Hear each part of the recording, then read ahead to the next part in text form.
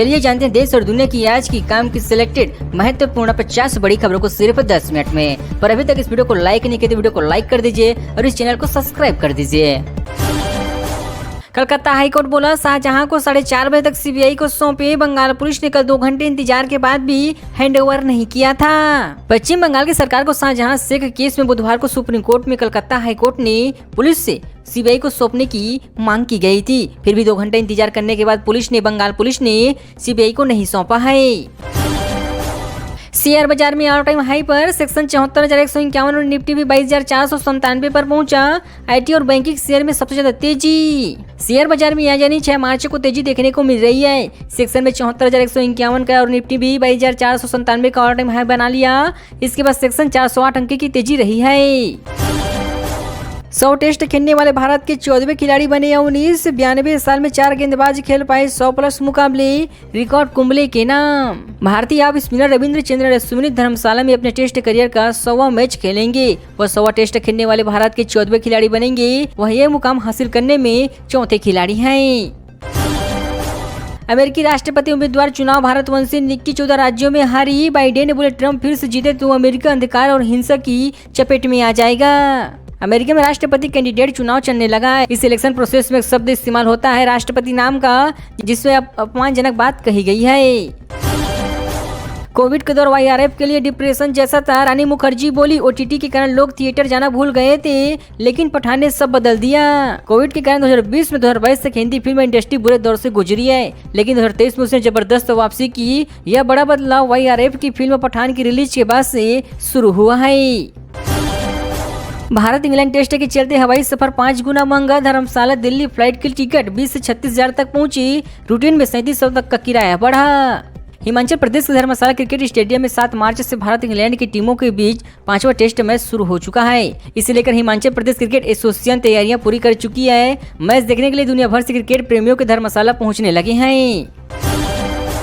2024 चुनाव के लिए कांग्रेस का घोषणा पत्र तैयार। 30 लाख सरकारी नौकरी, एमएसपी कानून, जाति जनगणना सच कमेटी की सिफारिशों का लागू करेंगे।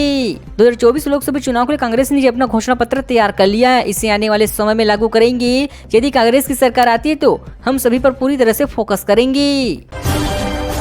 कोलकाता में पानी से 13 मीटर नीचे चली मेट्रो। पीएम मोदी ने किया इनॉग्रेशन। 520 मीटर का सफर 45 सेकंड में पूरा किया। प्रधानमंत्री नरेंद्र मोदी ने बुधवार को कोलकाता में देश की पहली अंडर वाटर मेट्रो का उद्घाटन किया है। यह मेट्रो जमीन से 33 मीटर नीचे और हुगली नदी के तल से 13 मीटर नीचे बनी हुई ट्रैक पर सफर किया है। कर्नाटक सीएम बोले राज्य की लोकसभा सीटों के लिए 2 से 3 दिन में आएगी कैंडिडेट की लिस्ट। कर्नाटक के मुख्यमंत्री सिद्धार्थ रमैया ने बुधवार को कहा कि राज्य की लोकसभा सीटों के लिए कांग्रेस के उम्मीदवारों की लिस्ट 2 से 3 दिनों में जारी की जाएगी। उन्होंने कहा कि कैंडिडेट की कल घोषणा कर दिया जाएगा। अब अपने हिसाब से चुन सकेंगे क्रेडिट कार्ड के नेटवर्क। आरबीआई ने कार्ड जारी करने वाली संस्थानों के लिए जारी की नई गाइडलाइंस। अब क्रेडिट कार्ड लेते समय आपको अपने हिसाब से कार्ड नेटवर्क चुनने की सहूलियत मिलेगी। आरबीआई ने क्रेडिट कार्ड नेटवर्क और कार्ड जारीकर्ता बैंक और एनबीएफसी को नई गाइडलाइंस जारी किया है। जारीकर्ताओं को अपने कस्टमर्स को क्रेडिट कार्ड अपने सुविधा के हिसाब से दे सकेंगे। अखिलेश के घर में गरजे सीएम योगी। कहा पहले लोग टाइवा फैंसी के नाम से डरते थे, सरकार ने नारियल फोड़े लेकिन बजट नहीं दिया। सीएम योगी आदित्यनाथ बुधवार को मुलायम अखिलेश के गढ़ सैफी पहुंच चुके हैं। यहाँ उन्होंने सैफी आयुर्वेदिक विज्ञान विद्यालय में 500 बेड के सुपर स्पेशलिस्ट हॉस्पिटल का इनॉग्रेशन किया। इसके बाद ऑडिटोरियम में सभा को संबोधित किया है। बोतिया पहुंचे पीएम मोदी। परिवारवाद पर लालू यादव को दे सकते हैं जवाब। 4000 करोड़ की योजनाओं का उद्घाटन शिलान्यास करेंगे।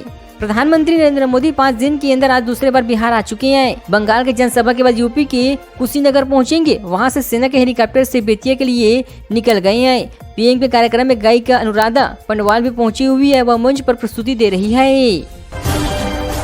महाराष्ट्र में एनडीए का सीट शेयरिंग फार्मूला तय। बीजेपी का 32, शिवसेना 10 और एनसीपी 6 सीटों पर लड़ सकती है चुनाव। विपक्षी एमवी की मीटिंग जारी। महाराष्ट्र में एनडीए की सहयोगी दलों बीजेपी, शिवसेना और एनसीपी के बीच सीटों के बंटवारे को लेकर सहमति बन चुकी है। तय फार्मूले के तहत राज्य की 48 लोकसभा सीटों से बीजेपी 30 से 32 सीटों पर, शिवसेना में से 10 से 12 और एनसीपी 6 से 8 सीटों पर अपने उम्मीदवार उतार सकती है। 5वें मैच के लिए इंग्लैंड की प्लेइंग 11 का ऐलान। टीम में एक बदलाव, ओली रॉबिन्सन की जगह मार्क वुड को है मौका। इंग्लैंड ने भारत के खिलाफ टेस्ट सीरीज के 5वें मुकाबले के लिए अपनी प्लेइंग 11 जारी कर दिया है। कप्तान बेन स्टोक ने पिछले प्लेइंग 11 में एक बदलाव किया है। तेज गेंदबाज को इसमें शामिल किया गया है। वेयर हाउस में रखी शराब का निरीक्षण करे कलेक्टर। बॉर्डर पर चेकिंग की तैयारी करे। आचार संहिता लगती, अवैध रूप से धन की निकासी पर तेजी से होगी जांच। लोकसभा चुनाव की आचार संहिता लागू होने से पहले प्रदेश के सभी बॉर्डर पर चेकिंग की तैयारियां पूरी करने और शराब गोदामों में उद्योग में आ रहे वेयर हाउस के निरीक्षण के निर्देश कलेक्टरों व पुलिस अधीक्षकों समेत इन्फॉर्मेंट एजेंसी को दिए गए हैं।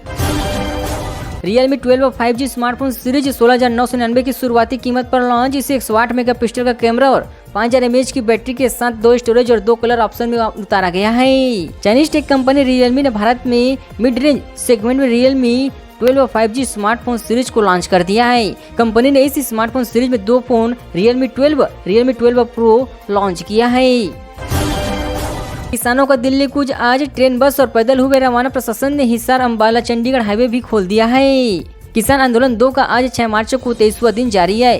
पंजाब हरियाणा के हजारों किसान सुंभू और खनौरी बॉर्डर पर डटे हुए हैं। इसी बीच संयुक्त किसान मोर्चा और किसानी मजदूर मोर्चा की आह्वान पर देश भर के किसान पैदल, बस व ट्रेनों से दिल्ली कूच करेंगे। छत्तीसगढ़ के सरकारी स्कूल में पढ़ाई जा रही है रामायण। वाद्य यंत्रों संग बच्चे गाते हैं राम कथा। शिक्षक बोले आदर्श जीवन जीने की कला सिखाती है। छत्तीसगढ़ के मनेन्द्रगढ़, चिमरी, भरतपुर जिले के सरकारी स्कूल में बच्चों को रामायण की शिक्षा दी जा रही है। सड़का प्राइमरी स्कूल, कांटेपारा प्राइमरी स्कूल में बच्चे खुद रामायण पाठ करते हैं। कठिन श्लोक को पढ़कर उसका अर्थ भी बताया करते हैं।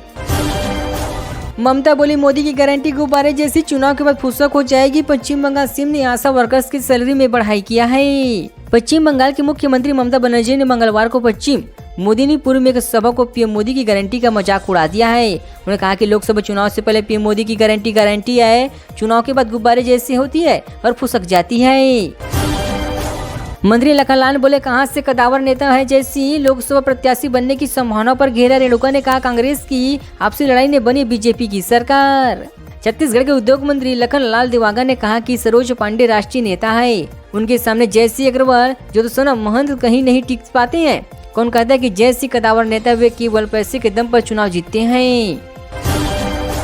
आगरा में दौड़ी मेट्रो, सीएम ने किया है इसका सफर। अभी 6 किलोमीटर चली है, 90 किलोमीटर की है इसकी स्पीड। एआई से निगरानी होगी, देखिए अंदर से कैसी दिखती है मेट्रो। आगरा में मेट्रो दौड़ चुकी है। प्रधानमंत्री नरेंद्र मोदी ने मंगलवार को कोलकाता से इसका वर्चुअली इनॉग्रेशन किया है। इसी दौरान आगरा में सीएम योगी मौजूद रहे। सीएम ने मेट्रो से 7 मिनट तक सफर किया। वे ताजमहल स्टेशन से ताज गेट तक पहुँच गए हैं। लालू के बयान के बाद पर परिवारवाद का मुद्दा गरमाया। प्रधानमंत्री बोले मोदी 140 करोड़ देशवासी को मेरा परिवार है। पटना में जन विश्वास रैली के दौरान लालू यादव ने भाषण के बाद अब बीजेपी और विपक्षी दलों के बीच परिवारवाद के मुद्दे पर बहस जारी हो चुका है। लालू यादव ने पटना में हुई महारैली के दौरान मोदी पर तंज कसा था। नारी शक्ति संवाद का एमपी के 870 स्थानों पर प्रसारण। पीएम मोदी बोले कुछ लोग मेरे परिवार के बारे में पूछ रहे हैं, पूरे देश मेरा परिवार है। भाजपा सरकार द्वारा महिला सशक्तिकरण को बढ़ावा देने और अंतरिक्ष महिला दिवस की उपलक्ष्य में महिला मोर्चा द्वारा नारी शक्ति संवाद अभियान चलाई जा रही है। अभियान के तहत प्रधानमंत्री नरेंद्र मोदी ने आज नारी शक्ति संवाद कार्यक्रम को संबोधित किया है। कृषि अधिकारी भर्ती के लिए कल से करें आवेदन। 5 अप्रैल लास्ट डेट होगी। सीनियर टीचर के लिए आवेदन की लास्ट डेट आज है। राजस्थान लोक सेवा आयोग की ओर से कृषि विभाग में कृषि अधिकारी की 25 पदों पर भर्ती के लिए कल यानी 7 मार्च को आवेदन कर सकते हैं। ऑनलाइन आवेदन 5 अप्रैल 2024 की रात्रि 12 बजे तक किए जा सकेंगे। ऑफलाइन आवेदन स्वीकार नहीं किए जाएंगे।